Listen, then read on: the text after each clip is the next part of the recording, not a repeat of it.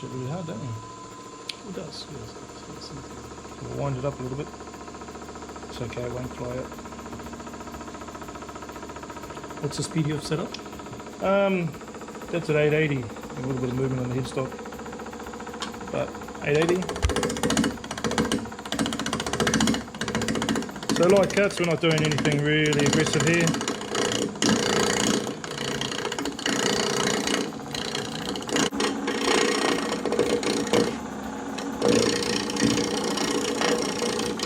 So I haven't really tried rubbing the bevel or push cutting as such. I just use the gouge rolled over on its edge. Very sharp gouge, and that seems to touching there. The threads in the middle?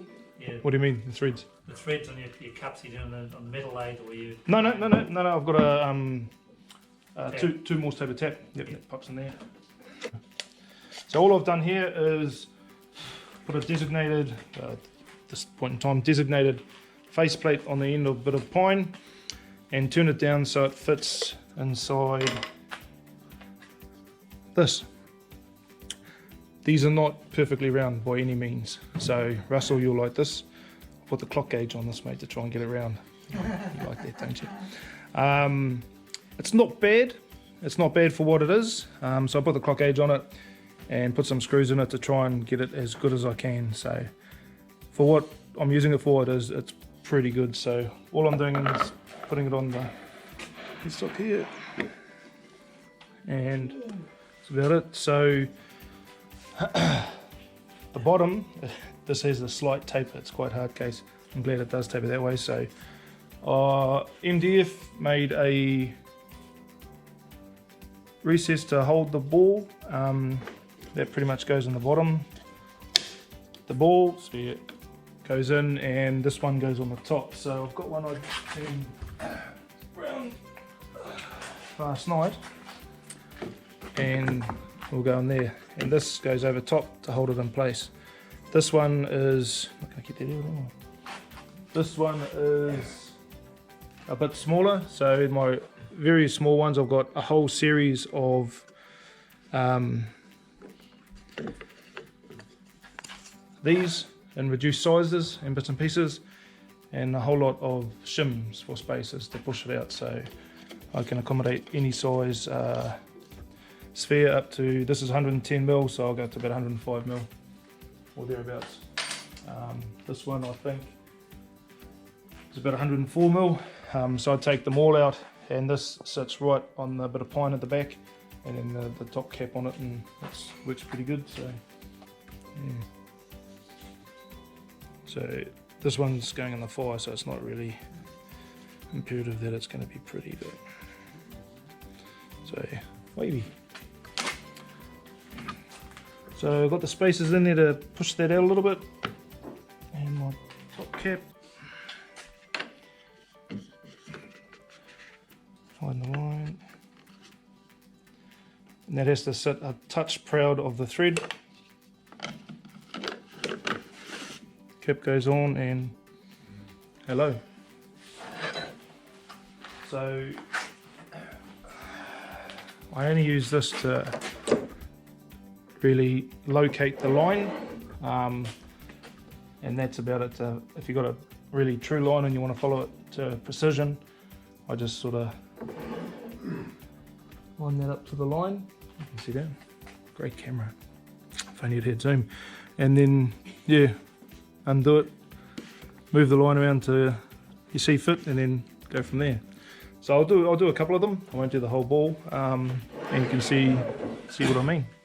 So you can see these ones, how they are a little bit rounded over. So that was a good lesson learnt there. So we've gone from 900 to 1400. There you go. Oh yeah. Okay. I'll just raise it a little bit.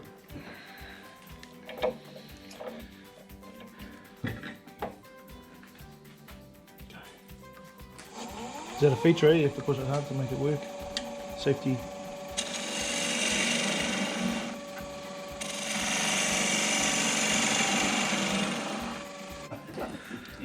So I'll try and open that up a little bit to create a bit more of a lip.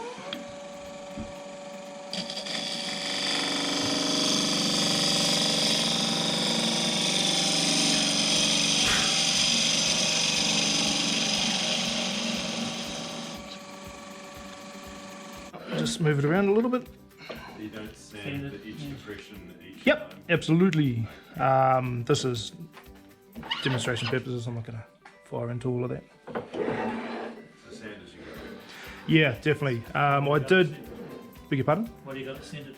Yeah. I did come back to do a couple of the older ones, and it's not so bad to try and find the centre again.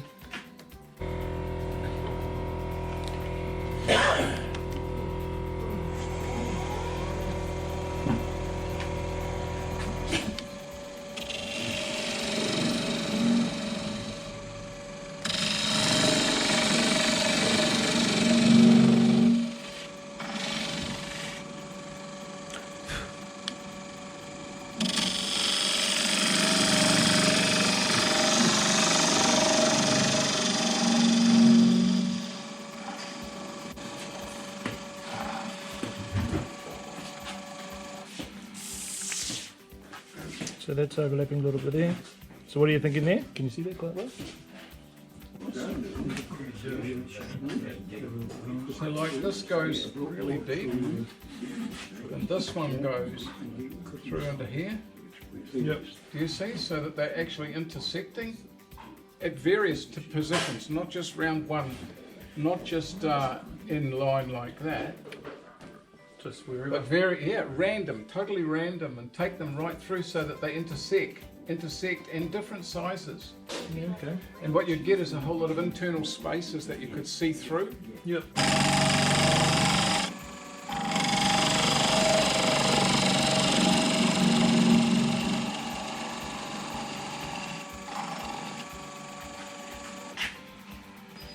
Alright. I'm not call that good. So what I was to show you here, when I first started.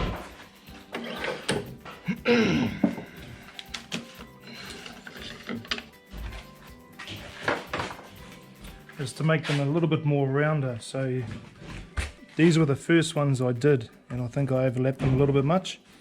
And to make them more round and a bit sharp, you can see they're very much sharper edges. Even after you sand them on between centres, as you do in each divot, they did look a lot sharper than this.